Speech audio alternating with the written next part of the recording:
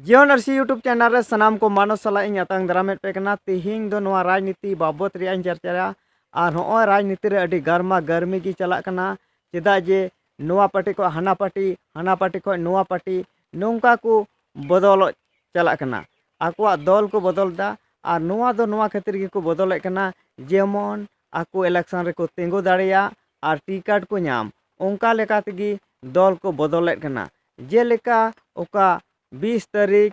हिलो मांडू विधायक ओका दो बीजेपी पार्टी रेने तहे कना उनी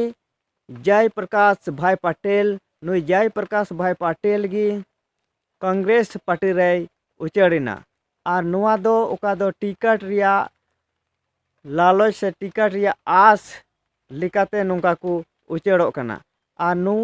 वहाँ 20 तारीख लहा हिलो मिता में 19 तारीख हिलो जामा विधायक उकई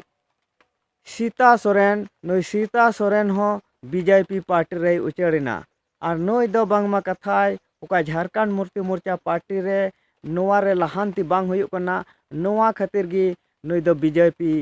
पार्टी रे उचड़ना और बीजेपी पार्टी रे उका लहांती कमी हुयुक कना से उका मोदी सरकार नोया उका अडी सरहाव किदा और मोदी सरकार उका कमी ते नई दो नोआ रे अडी आकर्षित करना से उनारे मने लगाव कान तया और नोआ हो मिबार हर को मेंदा जे ओका दो ईडी रिया जांच और ओका दो बीजेपी पार्टी रेन मिता में केंद्रीय सरकार रेन नुको ईडी या जांच बतौर खातिर ते नुई दो बीजेपी रे उचड़िना और नोआ बीजेपी रे उचड़न ते नुया ईडी जांच से ईमान जांच चेत गे बांग हुयुआ और नोआ लेकाते बीजेपी पार्टी रे उचड़ना इतिहास रिया गवा जे झारखंड मुक्ति मोर्चा खन जहां इटा पार्टी चला कना इटा पार्टी चलाव कते दो जीतो दो मुश्किल गया चेदा नोआ दो इन दो बन मेनदा नोआ दो ओका इतिहास रे ओका को आयमा होड़ झारखंड मुक्ति मोर्चा पार्टी खन बीजेपी को चलाव कान और उनको दो को हराव कना जेलेका मेन किया जे राजमहल लोकसभा चित्रा को उकोय हेमलाल मुर्मू हो नुई हो झारखंड मुक्ति मोर्चा को बीजेपी पार्टी रे चलाव कते उनी इलेक्शन रे तिंगु बड़ाव कना मेनखान नुई बाई जिताव कना नौका गी मी ओक्ते ओका दो लिट्टीपाड़ा टोठा रेन लिट्टीपाड़ा विधानसभा टोठा रेन उकोय दो साइमन मरांडी नुई साइमन मरांडी हो बीजेपी ते चलावना और बीजेपी खय इलेक्शन तिंगु लेना मेनखान बीजेपी पार्टी खन इलेक्शन रे बाय जिताव लेना नौका गी आरहों आयमा नौकाना प्रमाण मेना जे झारखंड मुक्ति मोर्चा पार्टी खन इटा पार्टी को चला कान नुकु को हर दो जिता दो अड़ी मुश्किल गया से बाकू जिताव दाड़िया कना जस्ती कायते नौकाना खबर को नेल ᱧᱟᱢ काना अदो नौका गी निया धमा चेक लेका हुयुक कना चेक लेका बांग नोआ दो नितो खज बडाय दो मुश्किल गया नोआ दो तायम दराम गी बडाय ᱧᱟᱢᱚᱜᱼᱟ